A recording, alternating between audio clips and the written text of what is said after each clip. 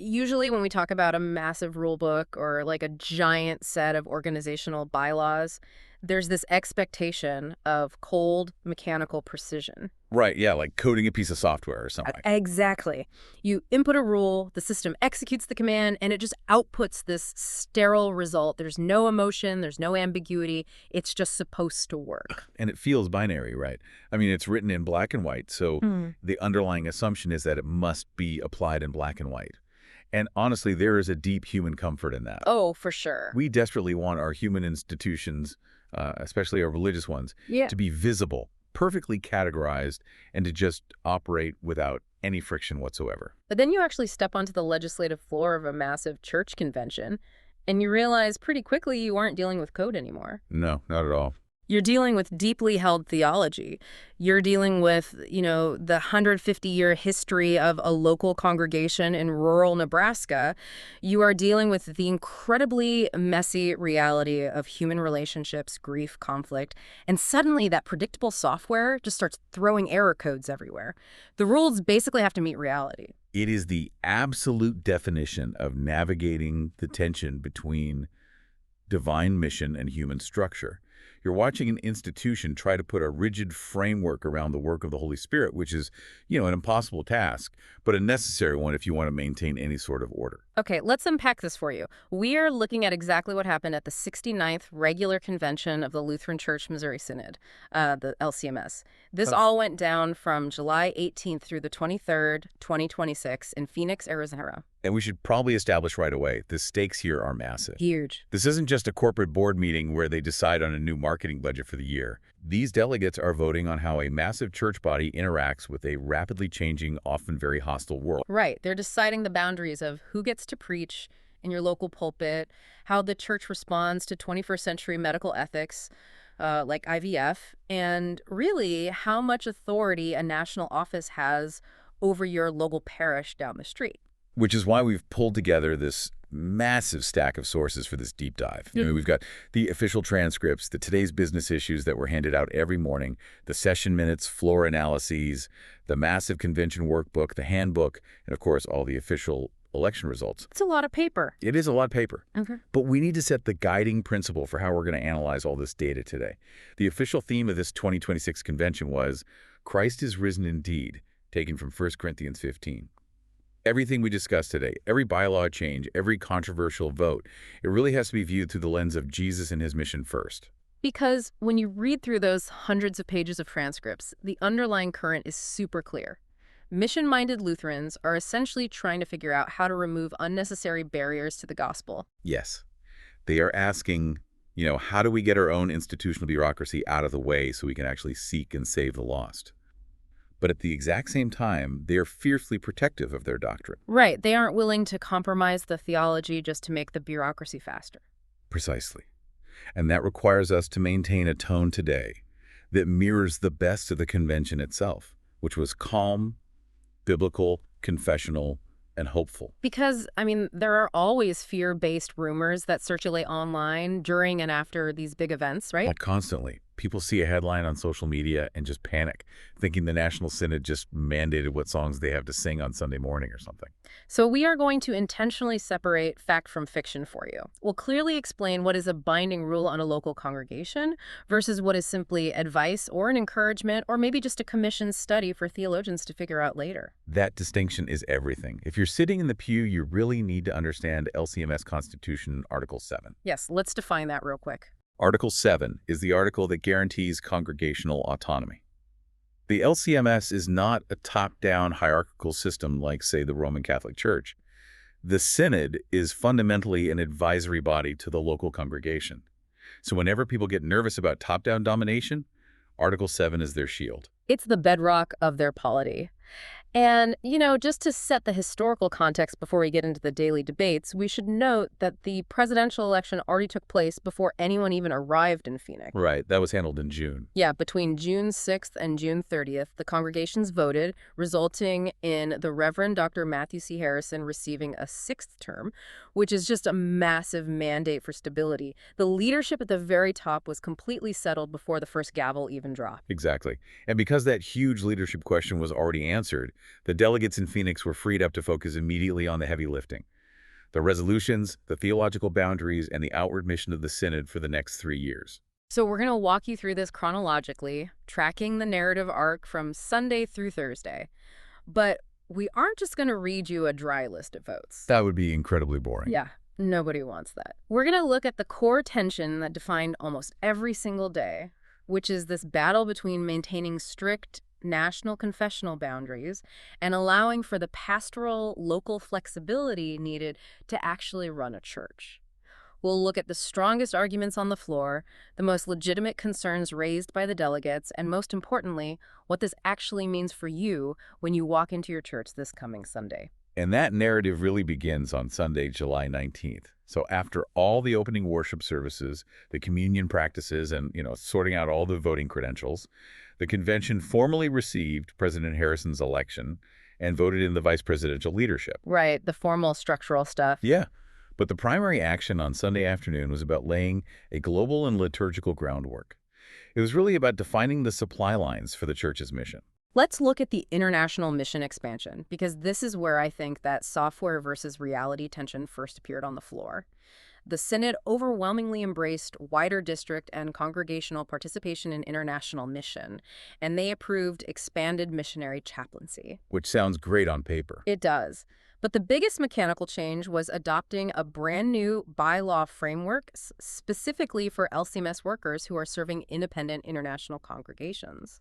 What's fascinating here is how the Synod is restructuring itself to handle a very modern, rapidly changing global landscape. Because historically, a missionary is sent by the central church body, right? They're funded by them and they report directly to them. It's a classic model. Right. But the reality today is much more fluid. You have pastors and church workers who are called directly by an independent, self-sustaining Lutheran congregation in Europe or Asia. And suddenly they are far, far away from the traditional oversight structures of St. Louis. I was trying to conceptualize how this mechanically works on the ground for these folks, and it really functions like building a global embassy system. Well, that's a great way to put it. Think about it. If you are a citizen traveling abroad, you rely on the local laws of wherever you are. But if things go wrong, or if you need to renew your passport, or if there's a political crisis, you run to the embassy. The embassy provides a logistical supply line, diplomatic immunity, a direct connection back to your home country. Right. For a pastor thousands of miles from home, operating in an entirely different culture, a different tax bracket, a different legal structure, it is incredibly easy to just fall through the cracks. If they get burned out, or if there is a massive theological crisis in that independent congregation, who cares for the pastor? That embassy analogy is highly accurate because it highlights both protection and accountability. Before this bylaw change, the relationship between an LCMS worker in an independent overseas church and the National Synod was, well, it was somewhat ambiguous. Kind of a gray area. Exactly. This new framework creates a structured supply line for pastoral care. It ensures that the worker remains tethered to the theological and moral accountability of the LCMS, while also guaranteeing that the Synod doesn't just abandon them once they board a plane. It provides a safety net. It's an outward-facing move that basically says, we desperately want you in the global harvest field, but we aren't going to send you out into the wilderness without a radio. And critically, doing it this way respects the autonomy of that independent international congregation. The LCMS isn't trying to take over the overseas church. They're just ensuring their specific worker is cared for. Now, also on that Sunday afternoon, they tackled something that hits much closer to home for the listener sitting in the pew, which was the reinstatement of the Commission on Worship. Right, Resolution 406. Yeah, they gave it a permanent bylaw structure. And this, of course, immediately triggered a lot of anxiety online. It did. And this is a perfect example of where we need to separate the mechanical facts from the online fear. Let's look at the reality of how a local church actually functions. Worship is the heartbeat of the church. It's where the theology of the church actually meets the people every single week. So the strongest argument for reinstating a permanent commission is simply quality control and stability. Right, because without a permanent commission, you're just relying on temporary ad hoc committees. A group gets together for a few years, they publish a hymnal, and then they disband. But the local church doesn't just need a hymnal every 20 years. The choir director needs vetted audio files. The pastor needs high-quality liturgical texts for a special midweek service. Having a permanent commission provides a stable, deeply vetted, continuously updated resource hub. But the legitimate concern, and we really have to honor the delegates who stood at the microphones and voiced this, was rooted in that fierce defense of local autonomy we talked about earlier. Yeah. Delegates were looking at this permanent commission and asking, does this mean St. Louis is going to dictate our Sunday mornings? Are they going to tell us what instruments we are allowed to play or what specific liturgy we have to use? Are they going to ban the acoustic guitar? Exactly. That was the underlying fear. And the answer to that, based purely on the adopted resolutions and the LCMS handbook, is an unequivocal no. What this action changes is the formal structure of the commission. It makes them an official advisory and resource-oriented body. What it does not change is the Christian freedom of the local congregation. This is where understanding the concept of a diaphora is super crucial for you as a listener. A diaphora basically refers to matters that are neither commanded nor forbidden by Scripture. The doctrine, the gospel, the sacraments, that is commanded. You can't mess with that. That is the foundation of the house. Right. That's non-negotiable. But the style of the music, the specific color of the vestments the pastor wears, the time of the service, that's a diaphora. It's the color you paint the living room walls. The foundation is locked in, but the local congregation has the absolute freedom to choose the paint. That is exactly right. And the Commission on Worship is simply there to provide incredibly high-quality, theologically sound paint options. They do the hard work of vetting the hymns to ensure they aren't accidentally teaching false doctrine. They provide the tools. But the local congregation, exercising its Article 7 autonomy, decides how to use those tools to best serve their specific, localized community. So Sunday really sets the structural stage, right? You have the global embassy system built for the missionaries, and you have the resource hub built for the local worship leaders. It was very much a day of building infrastructure. But then Monday arrives. Oh boy, Monday. Yeah. If Sunday was about building supportive structures, Monday brought some of the most intense, fiery debates of the entire convention, because Monday was all about the gatekeepers. Monday was about who is actually allowed to fill the pulpit. Yeah, Monday, July 20th was definitely a defining day for the theological direction of the Synod. It began with the morning elections, which gave us a really clear read on the temperature of the room. John W. Sias was reelected as secretary. The delegates also voted for the board of directors, electing Andrew Ingrams, Jesse L. Yao Jr., Jan W. Lohmeyer, and John W. Edson. And we really shouldn't just skip over those names as raw data, because the margins of victory there are really telling. John W. Edson, for example, won with 551 votes. That is nearly 64% of the vote in a multi-candidate field. When you see margins like that across the board for the conservative, established candidates, it signals a massive mandate. Absolutely. The delegates weren't looking for a revolution. They were looking for deep confessional stability. There was no real gridlock there. Which perfectly set the stage for the undisputed heavy hitter of the convention, which was pastoral formation. We're talking about resolutions 604A and 605A. The core action here was that the convention forcefully reaffirmed residential pastoral formation and synod-approved pathways as the gold standard for the church. Okay, we need to pause and define what residential formation actually means here, because it's at the very heart of this entire debate. We aren't just talking about, taking classes in a brick-and-mortar building. Residential formation in the LCMS means a man packs up his family, moves to St. Louis, Missouri, or Fort Wayne, Indiana, and lives on the seminary campus for years. Right. It's a complete life upheaval. It means daily in-person chapel. It means intense face-to-face mentorship with the faculty. It means learning Greek and Hebrew while immersed in a physical community of other future pastors. It is an immersive, holistic shaping of the man's entire character, not just an academic data transfer. You aren't just downloading theology.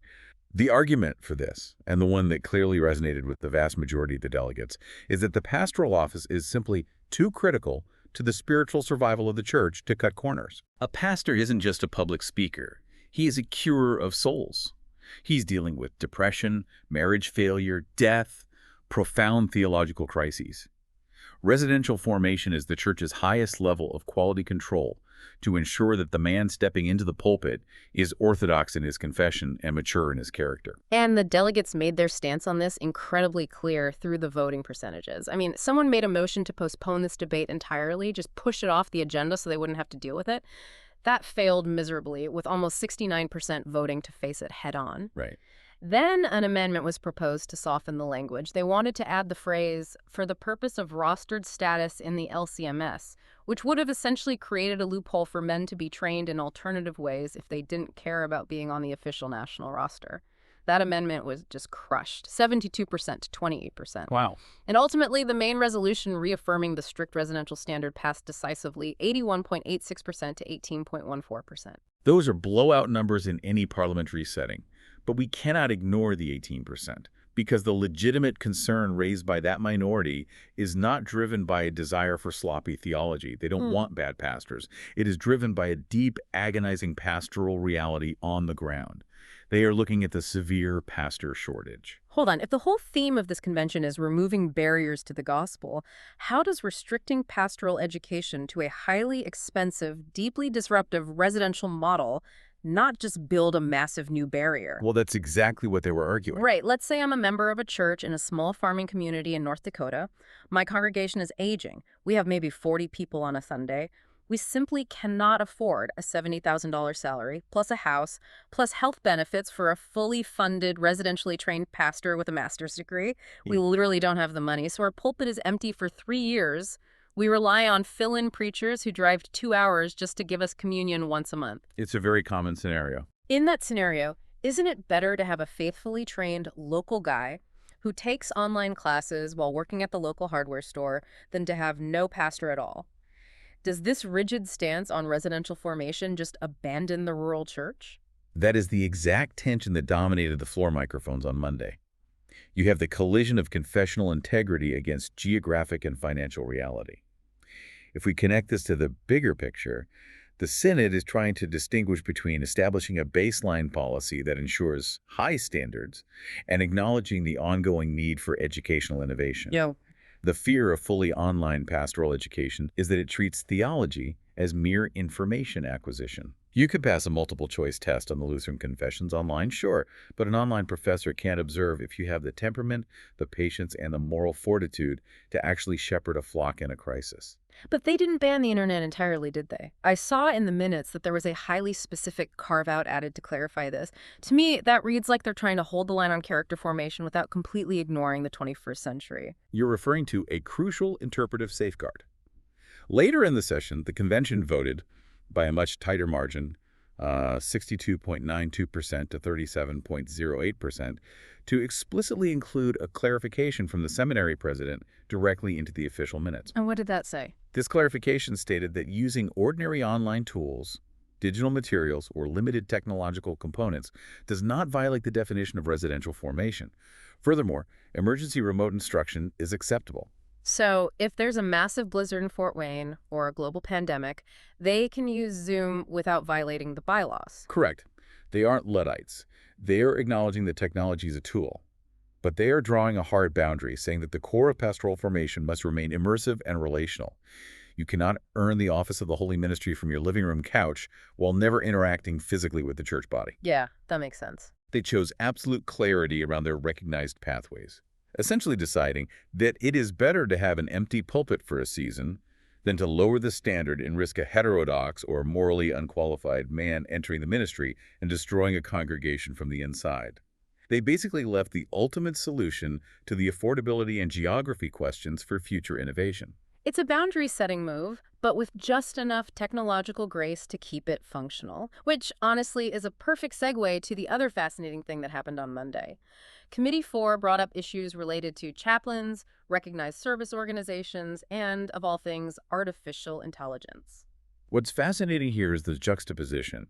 In the exact same session where they are aggressively defending a centuries-old model of in-person residential education, they are proactively tackling the ethics of AI. It is wild to think about a highly traditional church convention debating AI, but it shows they aren't just burying their heads in the sand. Right. They adopted restrictions on the title of chaplain and tightened the oversight language for recognized service organizations, or RSOs. For our listeners, an RSO is an independent nonprofit that is aligned with the church, like a Lutheran nursing home, a family counseling center, or an adoption agency. Okay. The Synod wanted tighter language to ensure that if an organization bears the name Lutheran, it actually operates according to Lutheran theology. That's a very traditional boundary-keeping action. But then they pivot to providing theological guidance on AI. They're acknowledging that pastors are going to be tempted to use AI to write their sermons, or congregants are going to use AI for spiritual advice. The church is actively trying to figure out how to maintain first-century doctrine in a 21st century technological landscape. It demonstrates a synod that is trying to be vigilant on all fronts. So if Monday was a day of confessional consolidation, drawing incredibly sharp lines around pastoral formation and oversight, Tuesday, July 21st, completely shifted the gears. Tuesday revealed how the Synod handles internal disagreements, human friction, and modern ethical dilemmas, where the answers aren't just black and white. So Monday was about building the walls, and Tuesday was about figuring out how to live with the people inside those walls. Exactly. Tuesday morning started with matins, with preaching by the Reverend Dr. Nabil Noor, the fourth vice president, and the afternoon featured another slate of major elections. This time, they were voting for the boards of the massive entities that keep the church running: Concordia Publishing House, or CPH, the Lutheran Church Extension Fund, the LCMS Foundation, and the Concordia University System. To give you an idea of the personnel, for CPH, the convention elected lay members Heidi Abegg, Thomas Halverson, Mark Hemingway, and William Thompson II. Now, if I'm a layperson in the pew, why do I care who is on the board of CTH? It sounds like corporate bureaucracy, honestly. You care, because CPH publishes the Sunday school materials your children read. They publish the Bible studies your men's group uses. They publish the hymnal you hold in your hands. The board ensures that the material flowing into your local church is completely faithful to Scripture. It is the supply line of doctrine. That makes total sense. But the real fireworks on Tuesday didn't come from the publishing house. They came from Floor Committee 10, which handles ecclesiastical supervision and dispute resolution. This is where we get into the deeply personal plumbing of church discipline. Yes. Resolution 1004A proposed what seemed like a minor semantic change to the bylaws. It proposed changing the word disagreements to the word conflicts when describing interpersonal issues within a church or a school. The logic here is actually pretty sound on the surface, right? The idea was to permit healthy disagreement, because reasonable people are always going to disagree on a diaphora, like what color the new carpet should be. Yeah. But they wanted to actively discourage toxic, escalating conflict. They basically wanted to legally define when a disagreement crosses the line into a disciplinary issue. But the delegates saw right through it. The motion failed miserably. 269 votes for, 617 against. And right alongside it, they looked at Resolution 610. This proposed barring resigned or removed rostered persons, like a pastor who had been disciplined and removed from office from being eligible to teach in a Lutheran school. That also failed, 209 to 650. Now, a casual observer might look at those two failed votes and conclude that the convention just decided to do nothing. But the why behind these votes is vital for understanding the Lutheran mind. These votes reflected deep historical desire by the delegates to maintain the original pastoral purpose of the Book of Concord. We really need to unpack that. When we talk about the Book of Concord, we're talking about the historical collection of Lutheran confessions from the 1500s. And when you read the history of why those documents were written, especially the Formula of Concord, they weren't written just to win theological arguments. No, not at all. They were written to preserve peace in churches and schools, and most importantly, to console troubled consciences. Exactly. And what the delegates seemingly recognized on Tuesday is that you cannot over-legislate interpersonal friction.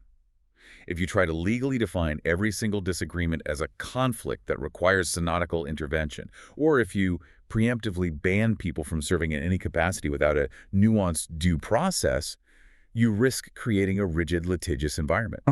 You replace pastoral care with corporate HR policies. It's like trying to fix a leaky faucet with a sledgehammer. Yeah. Yes, you might stop the leak, but you destroy the sink in the process. The delegates basically stood up and said, put the sledgehammer down. Let the current pastoral processes work. Let the local elders and the district presidents handle these issues with grace and patience, rather than relying on a rigid national bylaw. I love that nuance because it shows a profound trust in the local church to handle its own business. But Tuesday afternoon also brought up an incredibly sensitive issue where the church felt it did need to speak nationally. Medical ethics. We are talking about Resolution 511A, which dealt with in vitro fertilization, IVF, and the family. This is where we see the convention operating with immense pastoral care on a topic that touches immense grief. Anyone who has walked with a couple struggling with infertility knows how agonizing it is.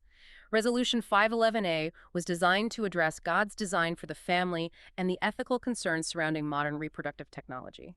During the debate, a fascinating thing happened.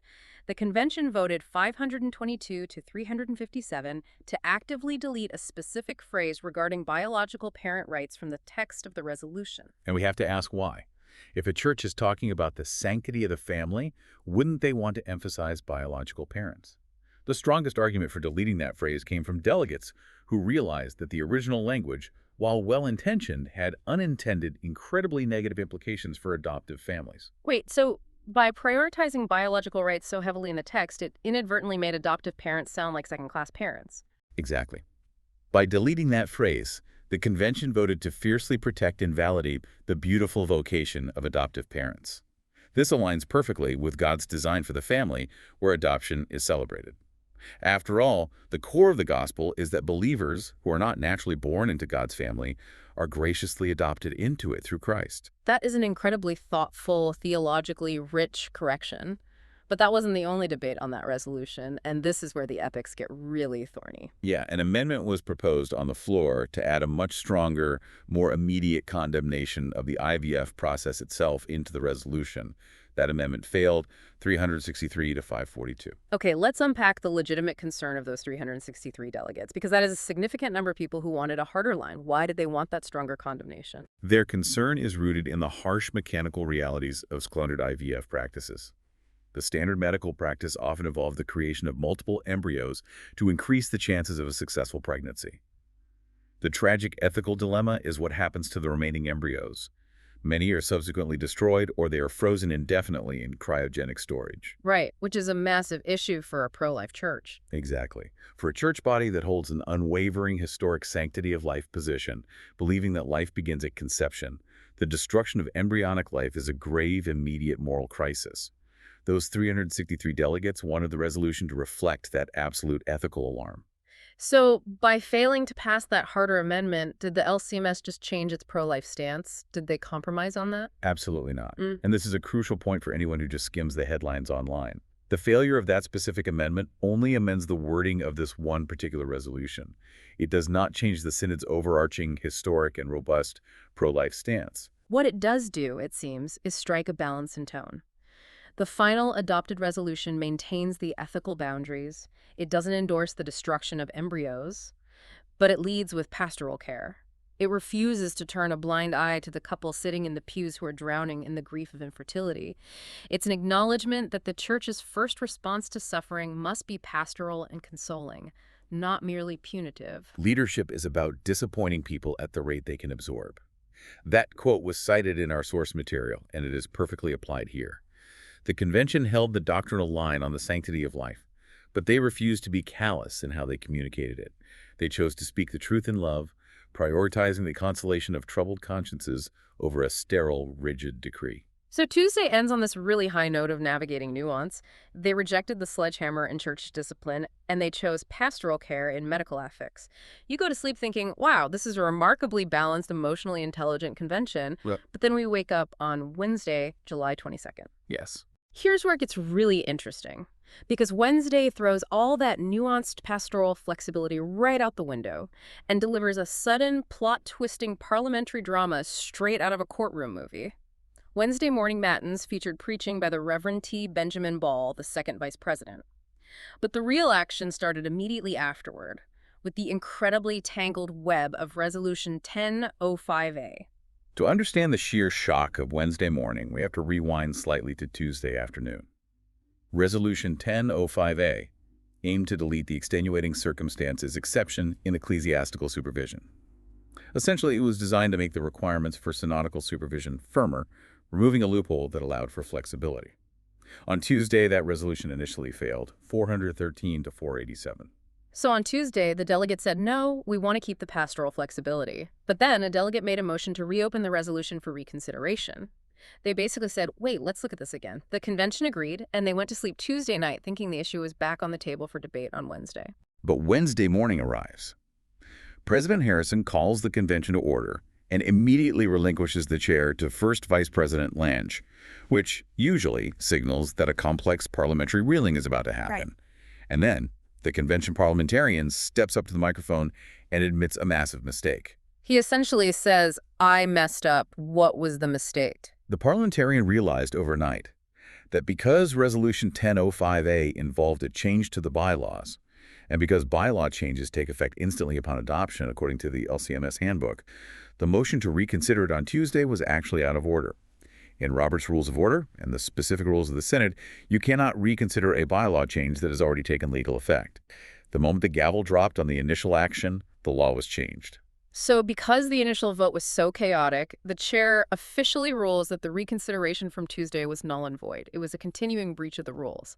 Therefore, because it couldn't be legally reconsidered, whatever the final status of 1005A was before that illegal reconsideration, it just stands permanently. Correct. The sources state that the chair ruled the reconsideration null and void, and therefore Resolution 1005A stands adopted as if the reconsideration never occurred. The parliamentarian apologized to the convention and was forgiven. That is a massive, whiplash-inducing swing. It goes from failed to reopened to suddenly permanently adopted because of an obscure parliamentary rule regarding instantaneous bylaw changes. Why does this matter so much? Why was the room so tense over this specific rule? Because 1005A touches the absolute raw nerve of the convention. The historic local congregational autonomy protected by Article 7 versus the demand for uniform synod oversight. Let's look at the strongest argument for 1005A. The National Synod wants to ensure that the doctrine and practice of the Church are faithful and uniform across all 35 districts. If a pastor is teaching false doctrine, the Synod needs a mechanism to discipline him. Removing the extenuating circumstances loophole prevents a scenario where one liberal-leaning district president allows a practice that the rest of the Synod condemns. It ensures the whole Church is actually walking together. But the legitimate concern, and the reason this vote was so razor-tight and fiercely contested on Tuesday, is the exact opposite. It's the fear that a firmer, exceptionless rule strips local district presidents of the pastoral flexibility they desperately need. Imagine a district president dealing with a pastor who is going through a severe mental health crisis and acting out, but isn't necessarily a heretic. A rigid, exceptionless bylaw might force that district president to drop the hammer and immediately suspend the pastor, when a season of quiet pastoral patience and counseling might save the man's ministry. To many delegates, this felt like top-down corporate domination overriding local pastoral care. Exactly. It highlights the profound difficulty of applying a uniform national legal standard to a diverse body of believers dealing with localized trauma. But procedurally, the gavel had fallen. The resolution stands. The loophole is closed. So they spent Tuesday trying to build pastoral flexibility into the rules, but ironically, a rigid parliamentary rule ended up overriding them entirely on Wednesday. After that drama, you could probably feel the exhaustion in the room. The convention then shifted toward issues of fellowship and practice. We saw discussions around Resolutions 504 and 515, dealing with the Anglican Association of Lutheran Churches, the AALC, and recognizing fellowship with the LMA, which is preparing for its first churchwide convention. Establishing altar and pulpit fellowship is a joyful part of the convention, recognizing that there are other church bodies out there that hold the exact same confession of faith. But then came Resolution 509, which addressed several overtures regarding women reading scripture in the worship service as lectors. I know this was a topic a lot of people were watching closely, and there were a lot of fear-based claims circulating online that the LCMS was about to radically change its stance on the role of women in the church. Or conversely, that they were going to ban women from speaking in the building altogether. What did the convention actually do? The official action taken by the convention was to refer the matter to the CTCR, the Commission on Theology and Church Relations. So they just punted it. They kicked it down the road to avoid a fight. In cynical political terms, a referral is often viewed as punting. But theologically, within the structure of the LCMS, it is a request for rigorous, scholarly study before making a binding decision. And this is crucial for our listeners to understand regarding how it affects their local church. Referring this, the CTCR does not condemn current practices.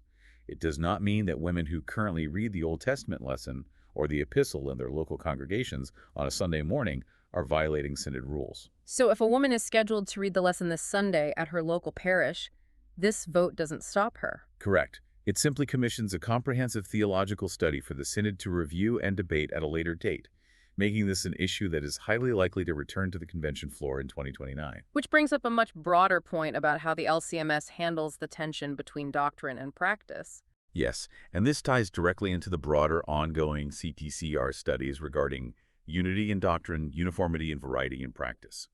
The Synod maintains a very clear distinction here. Doctrine, which is drawn strictly from Scripture and the Lutheran confessions, is binding. It is unchangeable. Jesus rose from the dead, that is non-negotiable.